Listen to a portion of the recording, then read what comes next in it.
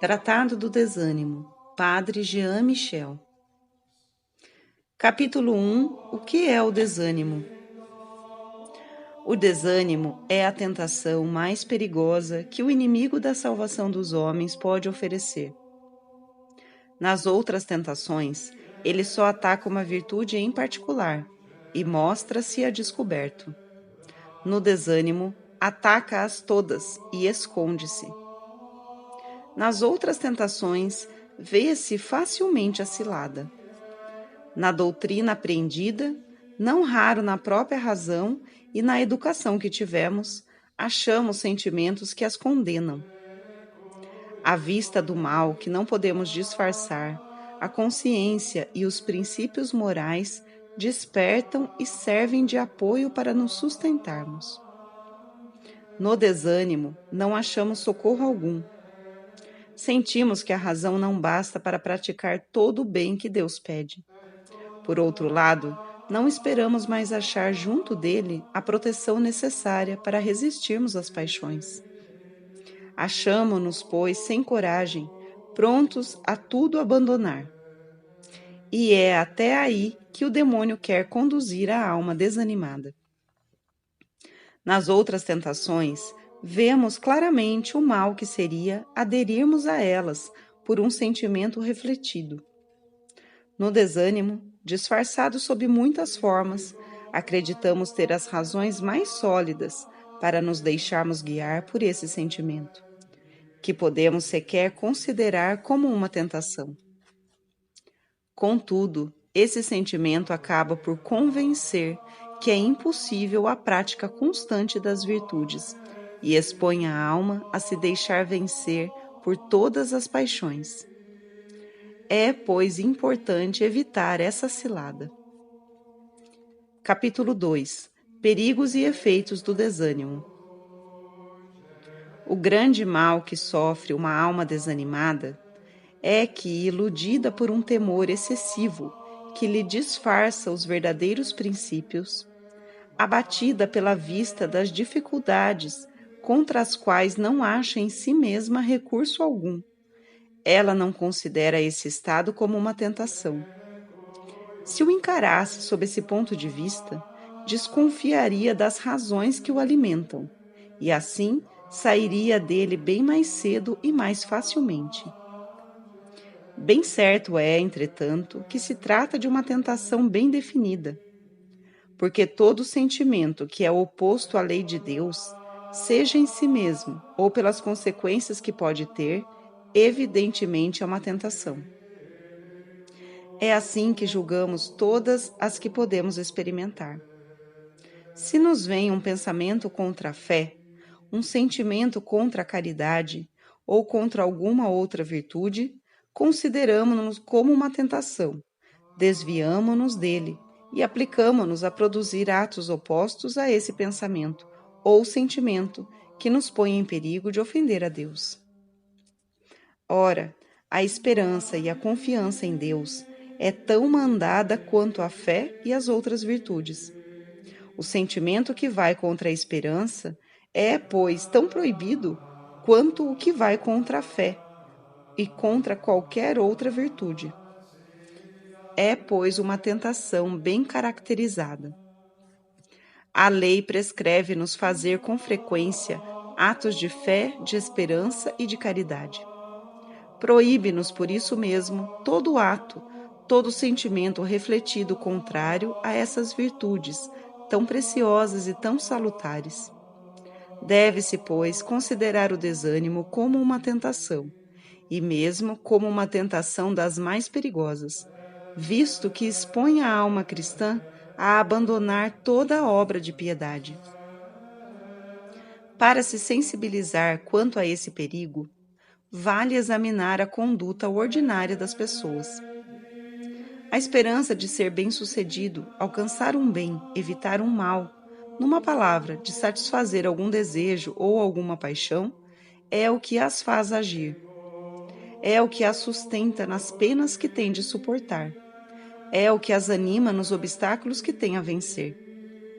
Tirai-lhes toda a esperança e logo cairão na inação. Só uma pessoa que delira pode trabalhar por algo que não tem esperança de conseguir. O mesmo efeito é produzido pelo desânimo na prática das virtudes. Funda-se no mesmo princípio, a falta dos meios para chegar ao fim proposto. A alma cristã que não espera vencer na prática de alguma virtude, quase ou nada empreende para se fortificar. Os esforços insuficientes que ela faz aumentam-lhe a fraqueza. E mais do que meio vencida pelo seu desânimo, ela se deixa facilmente arrastar à paixão que a domina. À vista da sua fraqueza, lança-a primeiramente na irresolução, na perturbação. Nesse estado, toda ocupada da dificuldade que sente em combater, ela já não vê os princípios que devem guiá-la. O temor de não ser bem-sucedida impede-a de enxergar os meios que Deus lhe apresenta e que deve adotar para vencer. Ela se entrega, pois, sem defesa ao inimigo. É como uma criança a quem a vista de um gigante que avança contra ela faz tremer, e que não pensa que uma pedra basta para derrubá-lo, se ela se servir dessa pedra em nome do Senhor. Essa alma assim, desanimada, esquece-se de que tem um socorro poderoso na bondade do Pai mais terno, e que basta reclamar esse socorro para sair vitoriosa do combate. Capítulo 3. O desânimo é uma expressão de orgulho. Por que é que o desânimo produz tão fortes e tão funestas impressões numa alma cristã? Ei-lo aqui. A alma está bem convencida da sua fraqueza, que muitas vezes ela experimenta. Sente vivamente a dificuldade que tem em se vencer, coisa que lhe sucede raramente. Toda ocupada dessas ideias tristes e desalentadoras, de que tem pouca coragem, de que não faz nada para agradar a Deus, ela considera como coisa inútil recorrer ao Senhor, que nesse estado não deve escutá-la. Estranho efeito do orgulho do homem, que quereria dever a si mesmo o bem que faz e a felicidade a que aspira, contra essa palavra do Espírito Santo. Que tendes que não tenhais recebido? Essa alma, pois, não reflete, nem parece contar senão com as suas obras e com as suas próprias forças, de sorte que o seu desânimo diminui, cessa, volta ou aumenta, conforme ela age bem ou mal. Ela não pensa que só e exclusivamente da misericórdia de Deus é que deve esperar socorro, e não dos seus próprios méritos. Que quando ela faz o bem, é pela graça de Deus que o faz, graça que ela não pôde merecer, e que em qualquer estado, essa misericórdia lhe está aberta para obter essa graça. Quando fazemos sentir a essas almas desanimadas que, a exemplo dos santos, devem pôr toda a sua confiança em Deus, sem hesitar elas respondem: não ser surpreendente que os santos tivessem confiança em Deus, visto serem santos e servirem a Deus com fidelidade, mas que elas não têm as mesmas razões que os santos para ter essa confiança perfeita. Não veem que esse raciocínio é contra os princípios da religião. A esperança é uma virtude teologal. O motivo dela só em Deus se pode achar. Essas almas fazem dela uma virtude humana, cujo motivo se acha no homem e nos seus costumes. Não, os santos nunca esperaram em Deus porque eram fiéis a Deus. Foram fiéis a Deus por haverem esperado nele. Do contrário, o pecador jamais poderia formular um ato de esperança. E, no entanto, é esse ato de esperança que o dispõe a voltar a Deus. Notai bem que São Paulo não diz: obtive misericórdia porque fui fiel, mas diz: obtive misericórdia a fim de ser fiel. A misericórdia precede sempre o bem que fazemos. É ela que nos dá as graças que nolo fazem praticar. Os santos nunca contaram com as suas obras para apoiarem a sua confiança em Deus. Estavam por demais compenetrados dessa lição que Jesus Cristo nos dá. Quando tiverdes feito tudo o que vos é mandado, dizei: somos servos inúteis. Quanto mais santos eles eram, tanto mais humildes eram. A sua humildade não lhes deixava enxergar senão a perfeição a que ainda não haviam chegado. Bem distanciados dos sentimentos do fariseu do Evangelho, eles não achavam nada em si que pudesse assegurar a sua confiança, mas procuravam e achavam no seio de Deus os fundamentos inabaláveis dela. Tais são os motivos que o sustentaram. Tais devem ser os que vos animarão e que reanimarão a vossa fraqueza abatida. É importante que sejais instruídos sobre este ponto, para que não caiais novamente na armadilha que o demônio vos tem tantas vezes lançado. Capítulo 4. O verdadeiro motivo da esperança cristã. Consoante a religião, o motivo da esperança cristã, ou da confiança em Deus, é o mesmo para todos os homens, sejam santos ou pecadores. A esperança, como já dissemos, é uma virtude teologal, como a fé e a caridade. O seu motivo não pode, pois, ser achado senão em Deus, e não pode apoiar-se senão nas perfeições divinas. Assim sendo, excluímos desse motivo os nossos méritos. Não esperamos em Deus por lhe haver sido fiéis. Esperamos nele para obtermos a graça de lhe sermos fiéis. Em que é que se funda, pois, a esperança cristã? E qual é o motivo dela segundo a religião? O Papa Bento XIV, no modelo do ato de esperança, exprimiu as perfeições divinas que formam esse motivo. Esse ato é assim: meu Deus, espero em vós, porque sois fiel às vossas promessas. Sois todo-poderoso, e porque infinitas são as vossas misericórdias. Neste motivo, nada há do homem. Tudo é tomado em Deus mesmo. E pode haver motivo mais forte para nos firmar na esperança, na confiança em Deus? Achamos aí a misericórdia de Deus, que é mais solícita em derramar os seus dons sobre os homens do que estes são em recebê-las. Que quer o verdadeiro bem deles, a sua salvação, muito mais sinceramente do que o querem eles próprios, visto que ele os previne pela sua graça, graça que eles não podem merecer, visto que lhes prepara socorros proporcionados às provações em que os coloca, socorros que eles podem obter por suas preces, e de que podem fazer uso para resistir ao inimigo da salvação. Misericórdia infinita, por conseguinte superior a toda a malícia dos homens, e que depois de se haver manifestado de maneira tão evidente e tão admirável pelo dom que Deus nos fez do seu Filho único para nos remir, não nos recusará os socorros que ele tem em vista proporcionar-nos por meio deste benefício extraordinário. Os efeitos dessa divina misericórdia são-nos assegurados pelas promessas que Deus nos fez de vir em nosso socorro, quando o reclamássemos, para obter a nossa salvação. Essencialmente verdadeiro, Deus não pode enganar-nos, e Ele é essencialmente fiel às promessas que faz às suas criaturas.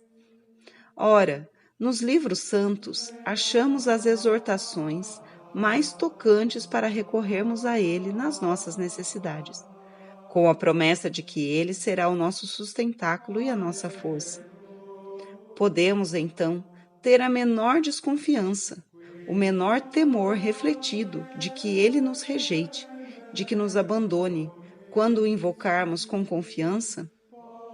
Não seria isto acusar Deus de faltar à sua promessa? Ora, isso seria uma blasfêmia. Verdade é que, para nos atender, Deus exige que o invoquemos com confiança, mas também mereceríamos obter os seus benefícios se os pedíssemos com um coração vacilante sobre a sua bondade, cujos efeitos experimentamos a cada instante e de tantas maneiras? Não, diz-nos o apóstolo São Tiago. Um coração que reza com essa disposição de desconfiança não obterá nada. E vemos que Jesus Cristo, na sua vida mortal, só concedia milagres à confiança. A onipotência de Deus dá o último traço a este motivo de esperança cristã, fazendo-nos considerar-nos superiores a todas as nossas necessidades. Muitas vezes, os homens prometem o que não está no poder deles dar. Assim não sucede com Deus onipotente. Ele não pode achar obstáculo insuperável à sua vontade nos dons que quer fazer-nos. Nos tesouros infinitos das suas graças, ele tem meios infalíveis para nos conduzir à santidade.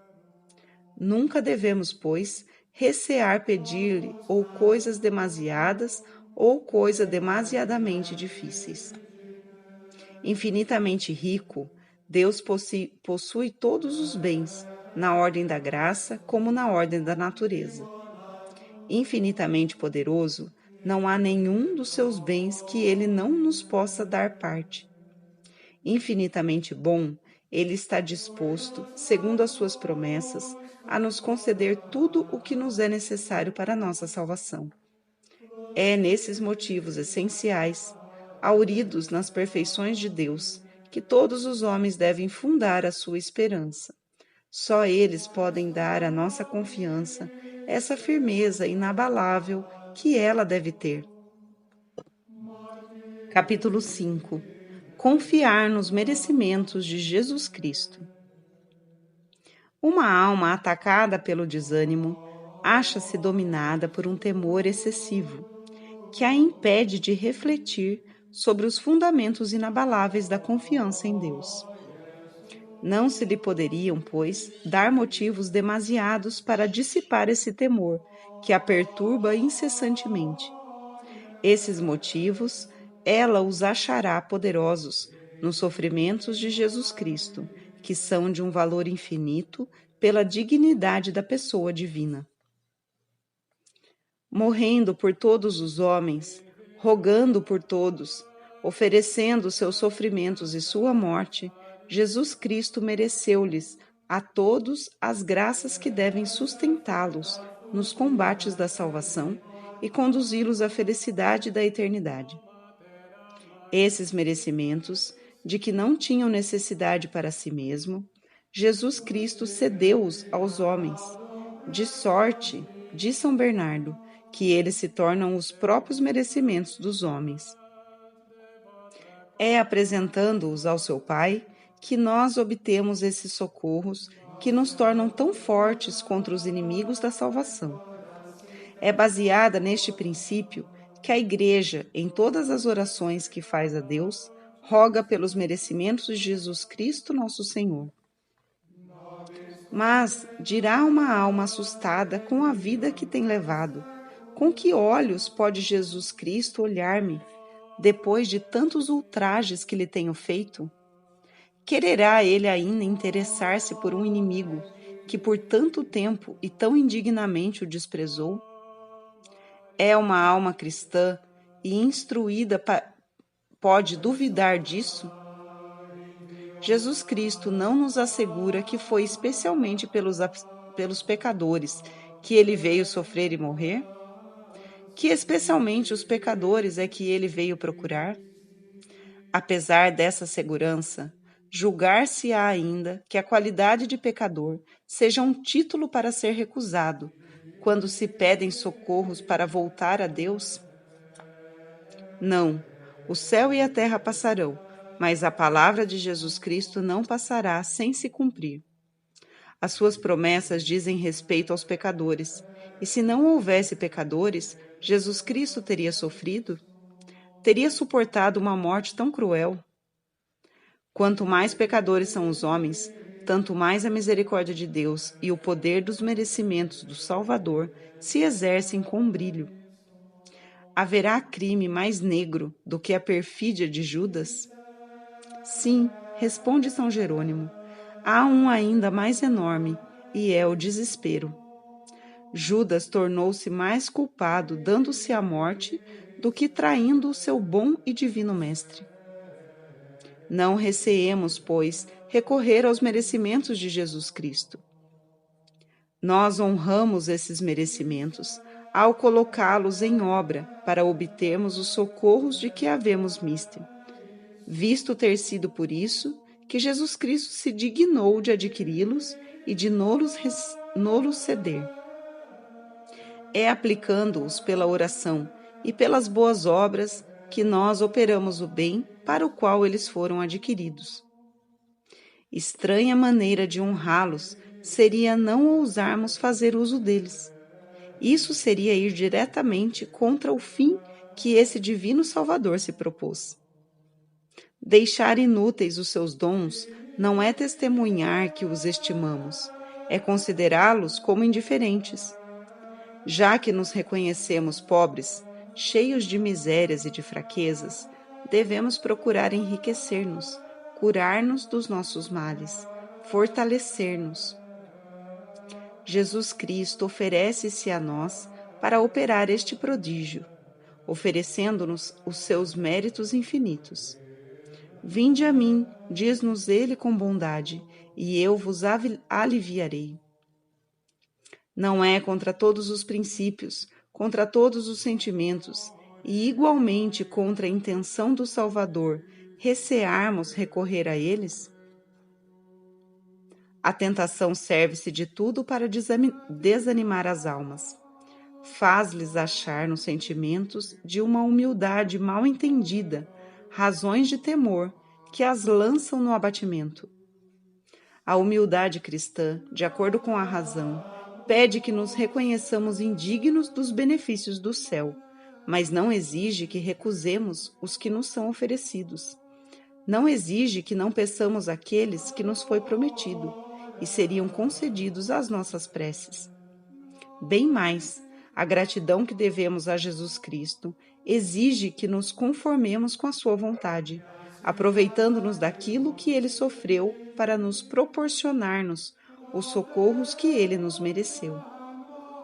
Nunca o honraremos melhor do que nos conformando com os objetivos de misericórdia que ele teve em se imolando por nós.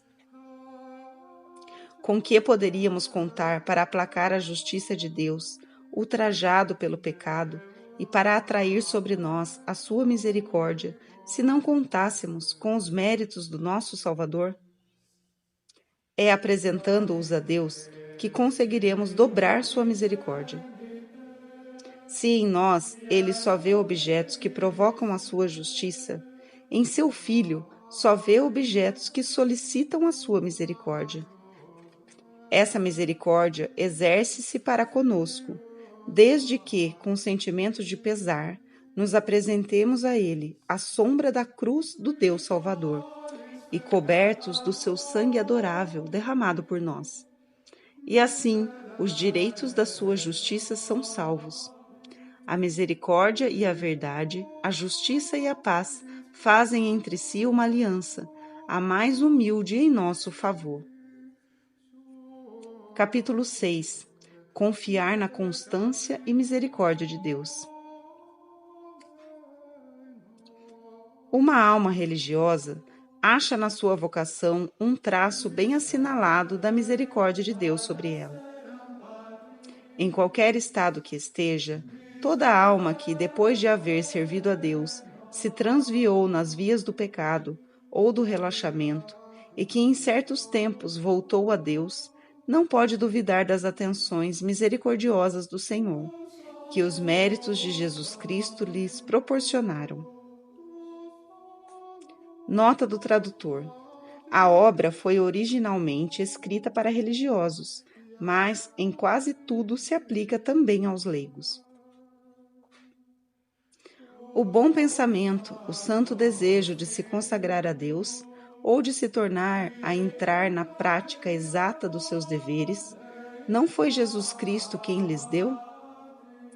A força, a coragem de fazer a Deus o sacrifício dos bens, dos prazeres do mundo, da sua própria vontade, das suas paixões, Não foi de Jesus Cristo que ela as recebeu? Os sentimentos experimentados por Deus e que a sustentaram na sua consagração e nos combates dados à natureza, não foi Jesus Cristo quem lhes inspirou? Se uma alma tivesse a presunção de se atribuir tudo isso, seria desmentida, quer pela experiência reiterada da sua fraqueza, quer pelo oráculo de Jesus Cristo.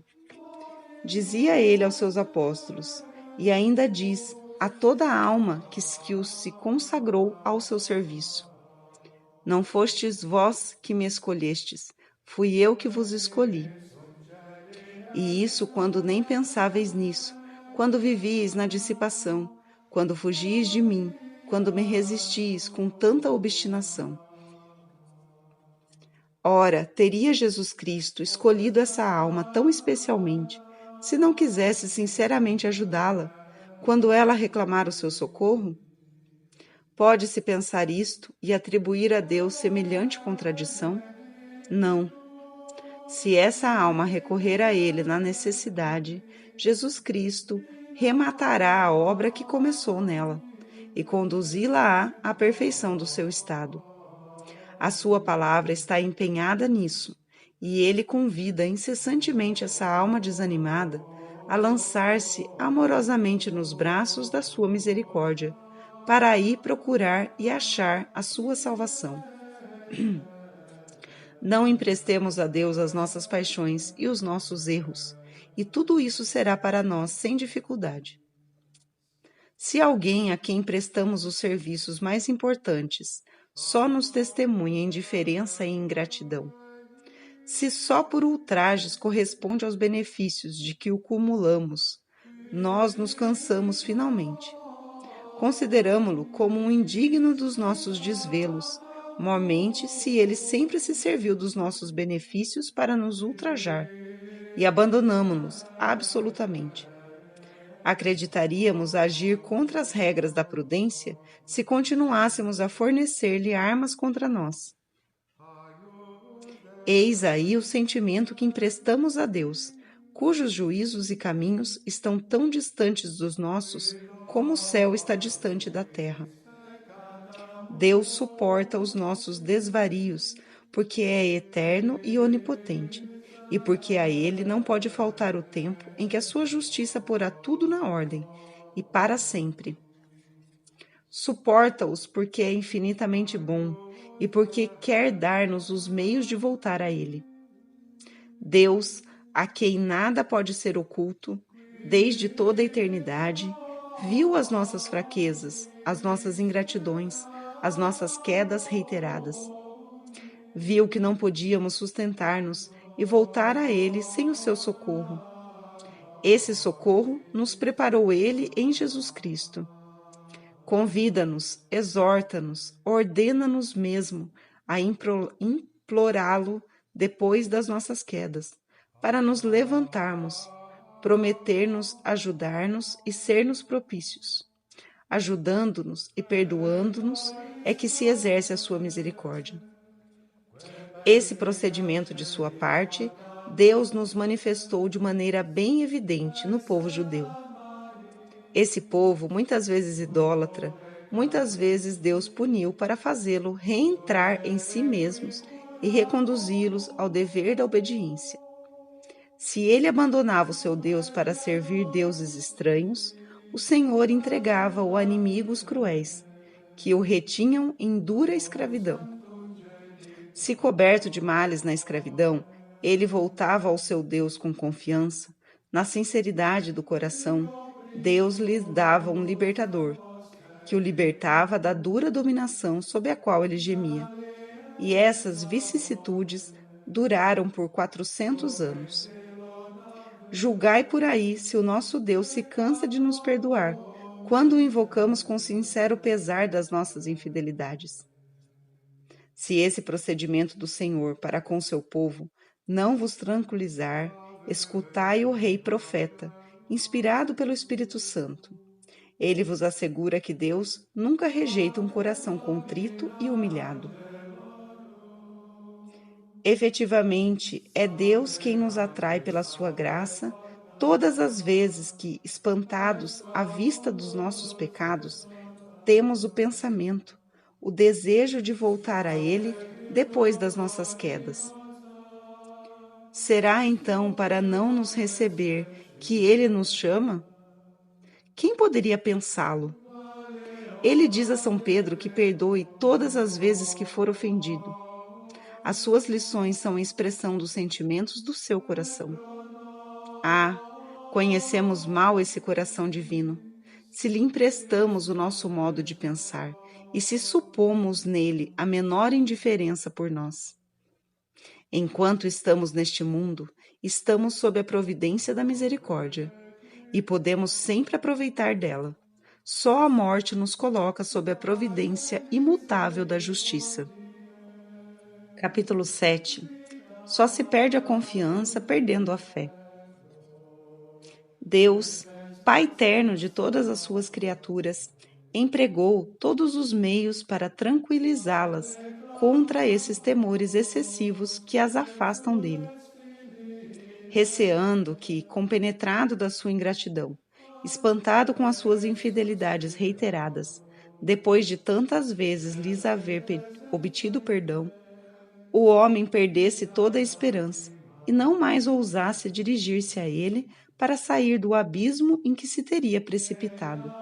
Não somente ele lhe assegura que os que nele esperam não serão confundidos, mas lhe declara de maneira bem precisa a sua vontade misericordiosa sobre esse ponto importante.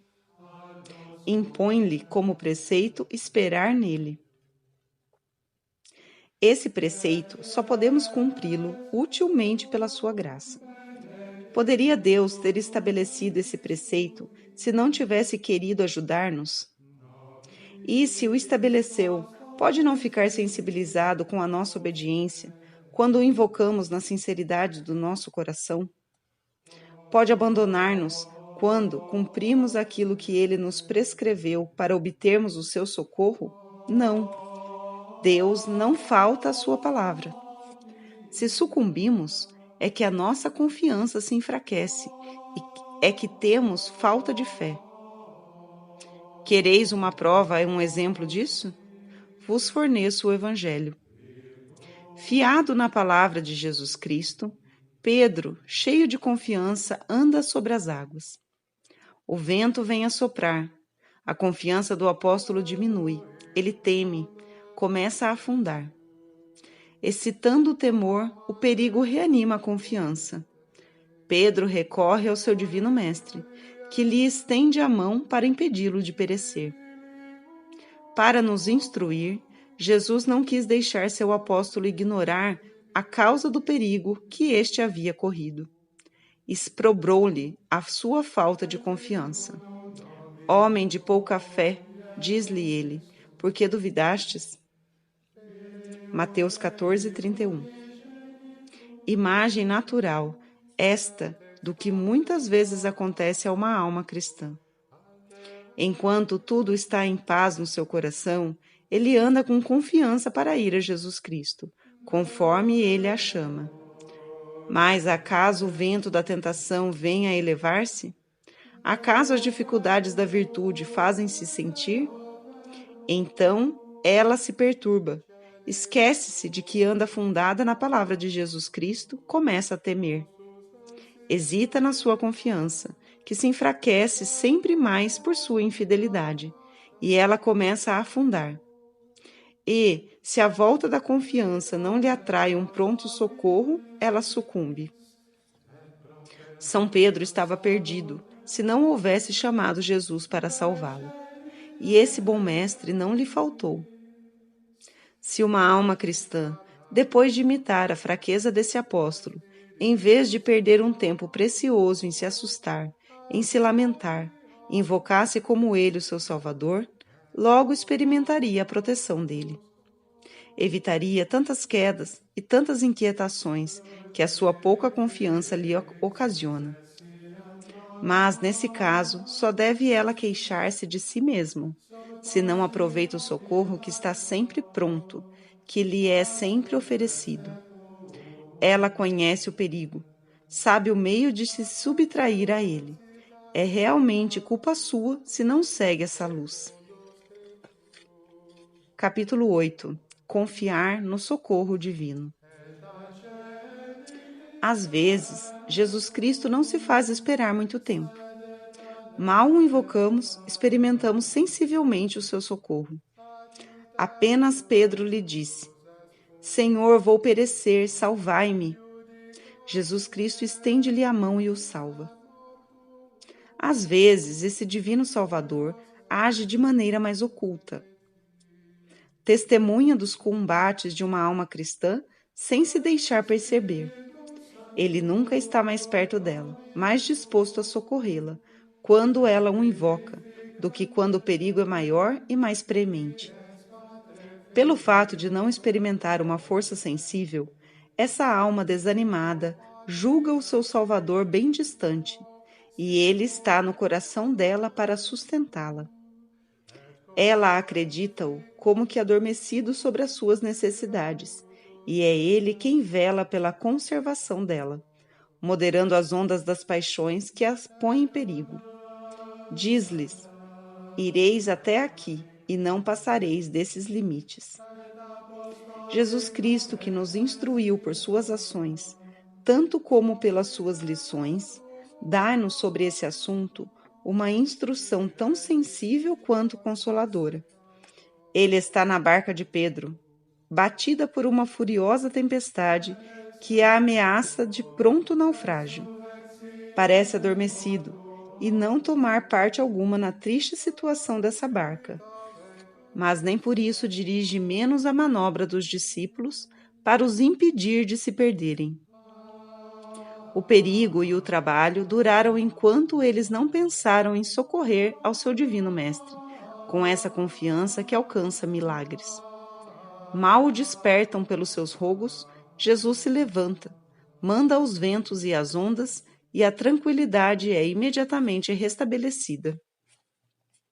Quantas vezes a alma fiel não experimenta o que se passou então? Em certos tempos, há braços com 1000 tentações, que Deus permite para a manterem na humildade e na vigilância. Ela se vê incessantemente à beira de um precipício que lhe faz horror. Parece-lhe estar sem força e a pique de sucumbir. Porém, malgrado os esforços do inimigo, ela conserva sua boa vontade, embora a todo instante receie perdê-la. Resiste e continua a cumprir os seus deveres. Nessa situação tão penosa, que força a sustenta? Ela não terá a presunção de pensar que resistiu por suas próprias forças, pelas suas resoluções que eram tão vacilantes. Deve compreender que só uma força divina terá podido impedi-la de naufragar. Jesus Cristo agia secretamente no coração dela. Esse socorro não lhe era sensível a ela, mas nem por isso era menos real. O braço que a amparava não se deixava perceber, mas nem por isso era menos forte. Sem saber como, ela resistiu, saiu vitoriosa do combate pela graça de Jesus Cristo, que nunca a abandonou e que finalmente restabeleceu nela a paz perturbada pela tentação. É nessas ocasiões que uma alma deve esperar contra toda a esperança e será sempre sustentada.